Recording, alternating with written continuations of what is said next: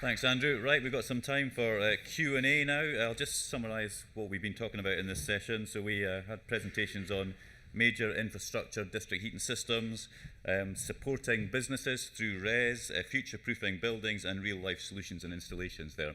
So if anybody has any questions, then there's a question there at the front here. We've got a microphone maybe for the gentleman at the front.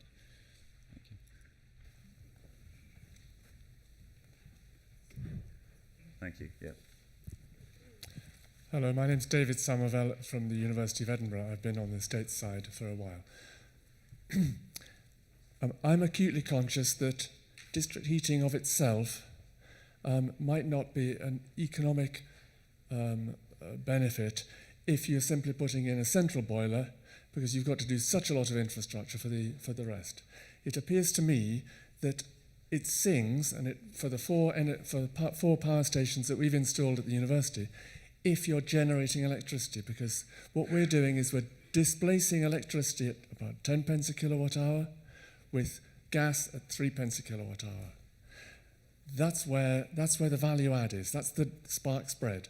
And I'm a little concerned in that way about the except in the cases where you've got industrial byproduct heat, which is just being thrown away, like at Grangemouth, that we might, in this discourse, be encouraging people just to do district heating from a boiler house, because it's when you get the integration between. And in the last session, I was going to ask the guy from Metropolitan about why is he selling it to the grid, not through private wire, because it's through the private wire and that the economics really begin to stack up. So does anybody have any comments about that? Thank you. Okay, I don't know.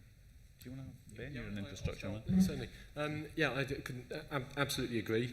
These schemes rely entirely on cost and carbon efficient sources of plant and of energy, and CHP is that technology today.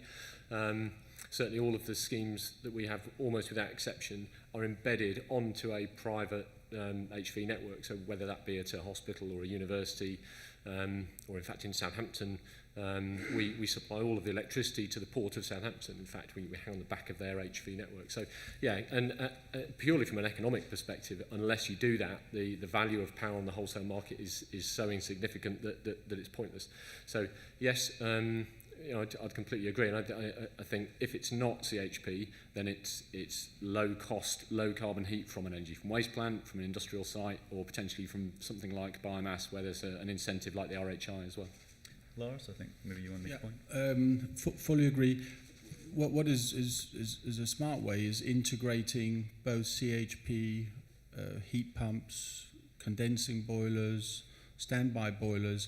Coming up with strategies like that is very common, and certainly in Danish district heating schemes, and that's absolutely where we need to go. The scope there, whereas you can't do that in an individual abode. So the benefits of a centralized allows that to happen, and it also allows for future proofing, because technology will change, and then you can change the plant room. But if you've created a highway to distribute, then it's easy to change the plant room. So you need to future-proof it, and absolutely the way forward. Okay. Anybody else want to add a point? Okay. Any other questions? Hands up. Anybody? Oh, there's a person in the end there. Thank you. Hi, Chris Davis from Kenza Heat Pumps. Been quite a lot of discussion about large-scale district systems and pumping lots of hot water around buildings. We've been doing quite a bit of work in off-gas grid areas using small heat networks of individual ground source heat pumps in each dwelling, be that block of flats or in individual terrace properties, linked to a communal ground array, which is helping to address the issue of fuel poverty, certainly in off-gas grid areas, and access the non-domestic RHI.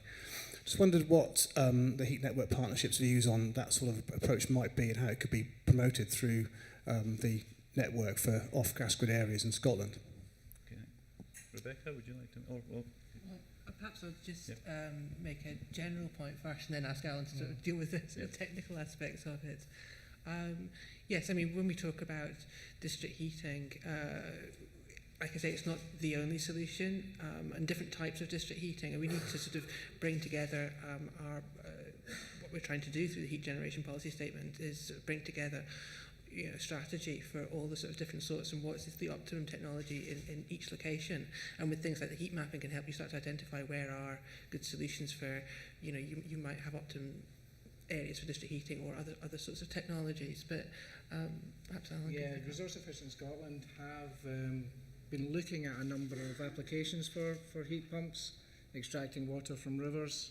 In particular, we looked at a project at Glasgow University, and that is integrating a heat pump into what they're establishing. They're establishing a heat network already, and that seems to stack up.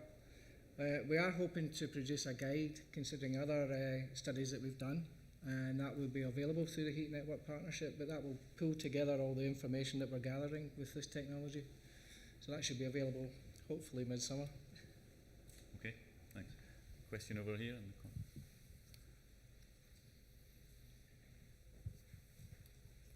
It's Sandy Mays from Arab.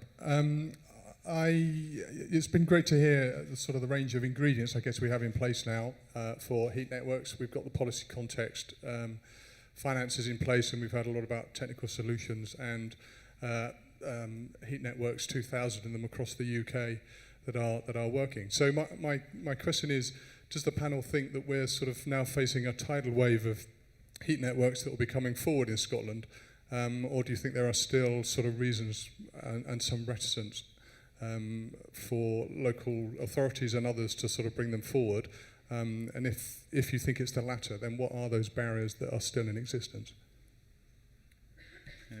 Rebecca? I think from our point of view, what we're seeing with the projects that we're supporting is there's a lot of still individual, large-scale projects. The Commonwealth Games has been mentioned, even Aberdeen, but they're single entity, if you like.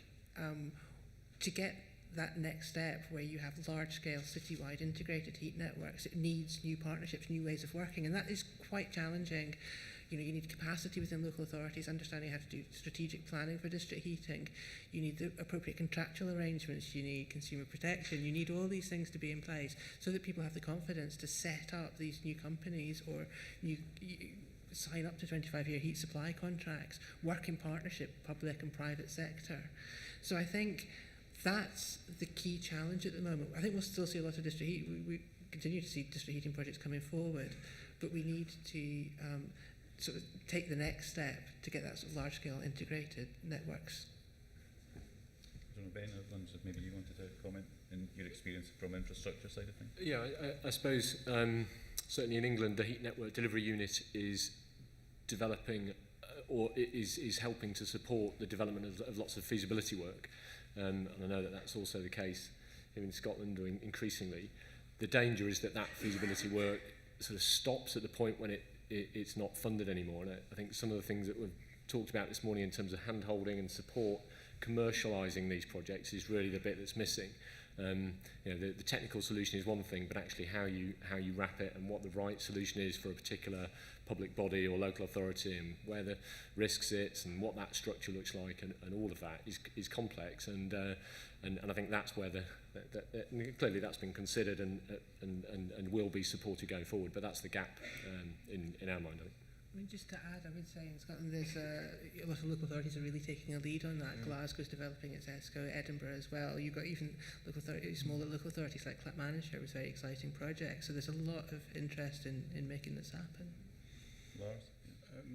What I would say to that is that a lot of these networks, not district necessary, but within buildings, are not delivering heat at a competitive price because they're being run inefficiently. And what I do note is that Denmark's 5 million, as I said earlier, there's about 450 district heating schemes, but they started at as a grassroots so I would say, but that's maybe a Danish mentality, you've got to work with the local authority to win a lot of small battles. Just get one building, and if one building, and then get two buildings, and then perhaps link those two. But top-down approach, I personally don't believe. You've got to get the buy-in at the grassroots, and that's really, the Danish systems have mushroomed. 60% of Danish homes get fed with heat.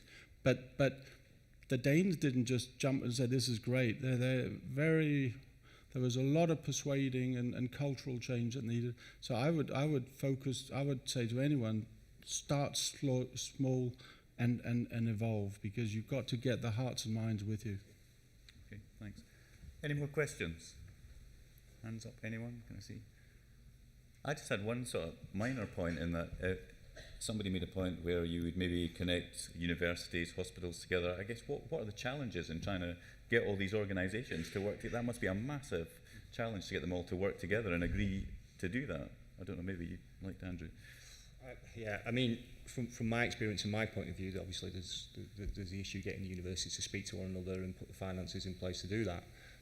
But when you start to talk about the distribution network itself and how you take heat from one location to another, you start to have to look at really intelligent sort of solutions that communicate to each other through the, I'm talking about pumping control now, and you would have, not to go too technical into it, you have situations where you've got really long runs, so you'd have maybe parallel pumping combined with pumps set back to back, so you can create the high pressures that are needed, and then you've got to come up with a really, really complex strategy. We have started to do and develop some of those types of solutions as well for really large networks. When you start into pump water 4 and 5 kilometres, it starts to get tricky. But then obviously you want to start reversing the flow from one side to another, so you need some kind of bypass function in there as well. So the technologies are there, and I think, what I said at the end of that is we would relish that challenge. As long as the sort of finances and all that was in place to get those people speaking to one another, and the appetite was there. The technologies are there. Some of the stuff that Lars does within his business as well would certainly help along that way. And I guess it's quite a long time period, quite a long game to get to that point. It's a long game. Yeah. It is a long game, yeah. Okay, any more questions from the floor? Okay, so I think that that takes us to 12:30, which is pretty good timing.